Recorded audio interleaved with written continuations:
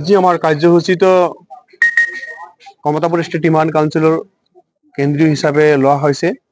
আমি এই কাৰ্যসূচী গোটেইখিনি কমতাপুৰ অঞ্চলত যিখিনি আমাৰ ব্লক ডেভেলপমেণ্ট অফিচ আছে প্ৰতিটো ব্লক ডেভেলপমেণ্ট অফিচত এই আমাৰ কাৰ্যসূচী। এই কাৰ্যসূচীৰ জৰিয়তে আমি স্মাৰক পত্ৰ ভাৰতৰ প্ৰধানমন্ত্ৰী, গৃহমন্ত্ৰী আৰু ভাৰতৰ ৰাষ্ট্ৰপতিলৈ দিছোঁ।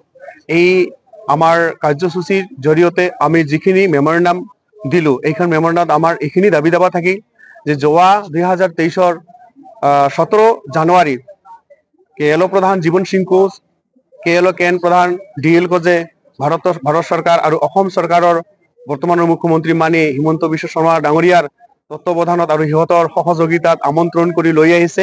কিন্তু আজি 3 বছৰ পাল উকলি গৈ আছে, কিন্তু আজিলৈকে ভাৰত চৰকাৰে KLO লগত আৰু KLO কেনৰ লগত যিটো শান্তি চুক্তি ৰূপায়ণ হ'ব লাগিছিল আজিলৈকে নহল। তো গতিকে আমি আপোনালোকৰ জৰিয়তে নিশ্চয়ৰ জৰিয়তে আমি ভাৰত চৰকাৰক জনাব বিচাৰিছো, আজি আমি প্ৰতিটো ব্লকত কৰিছো। অসমত নজিৰ নাই তেনেকুৱা। অসমত আন্দোলন বহুত ডাঙৰ ডাঙৰ আন্দোলন হৈছে, কিন্তু কোনো ডেভেলপমেণ্ট ব্লকৰ জৰিয়তে কোনো সংগঠনে বা আমাৰ কাৰ্যসূচী সংগঠনে কিন্তু কোনো মেমৰেণ্ডাম ভাৰত চৰকাৰক দিয়া নাই বা অসম চৰকাৰক দিয়া নাই, কিন্তু KSDC আজি দিছে। কাৰণ আমি আমাৰ গণ অভ্যুত্থানটো আমি দেখাব বিচাৰিছো।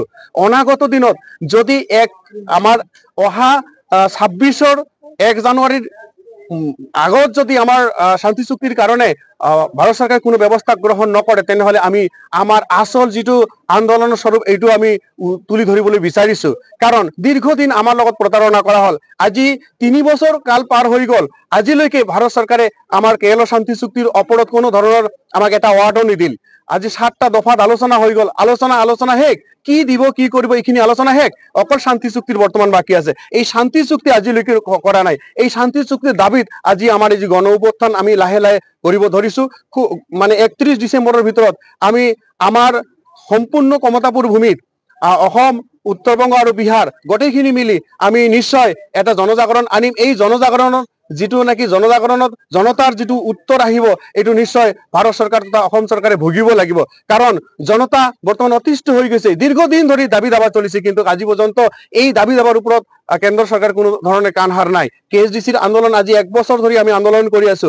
একটাই দাবী, যিটো হৈছে কমতাপুৰ ষ্টেট ডিমাণ্ড কাউন্সিলৰ দাবী, এইটো হৈছে KLO শান্তি চুক্তি। এই KLO শান্তি চুক্তিটো দ্ৰুত ৰূপায়ণ হ'ব লাগে। এইখিনি আমাৰ ভাৰত চৰকাৰক আমাৰ আপত্তি থাকিল। আৰু ভাৰতৰ প্ৰধানমন্ত্ৰী মাননীয় নৰেন্দ্ৰ মোদী ডাঙৰীয়াই 2014 ডাঙৰকৈ ঘোষণা কৰিছিল আমাৰ বঙাইগাঁৱত আহি, যে যদি বিজেপি চৰকাৰ কেন্দ্ৰত আহে তেনেহ'লে 6 মাহৰ ভিতৰত জনজাতিকৰণৰ কথাটো স্পষ্ট আকাৰে ছ'চিয়েল মিডিয়াত কৈছে। কিন্তু আজিলৈকে 6 মাহ আৰু পাৰ হ'বলৈ কিমান দিন যে বাকী আছে, এইটো আমাৰ আৰু কেলেণ্ডাৰে নধৰা হৈছে।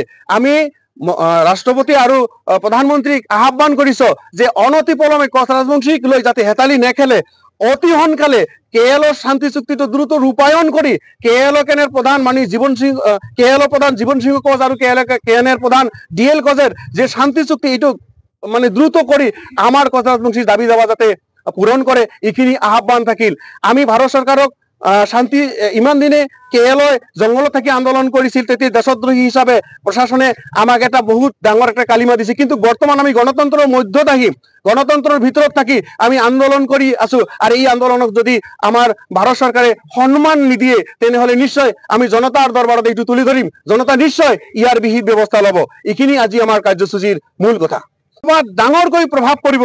আমি চৰকাৰৰ বিৰুদ্ধে ক'ব বিচৰা নাই, আজি আমাৰ KSDCয়ে ৰাজনৈতিক দল নহয়, অনাৰাজনৈতিক সংগঠন। কিন্তু যদিও অনাৰাজনৈতিক সংগঠন, কিন্তু আমি আজি আমাৰ যিটো সাংগঠনিক ভিত্তি, আমি বুথ লেভেল পৰ্যন্ত আমি সাংগঠনিক ভিত্তি মজবুত কৰি আছো। নিশ্চয় অনাগত দিনত আমি এটা যে প্ৰত্যুত্তৰ গভৰ্ণমেণ্টক দিব পাৰিম, এইটো আমাৰ শক্তিটো আমি বৰ্তমান আমি অৰ্জন কৰি আছো।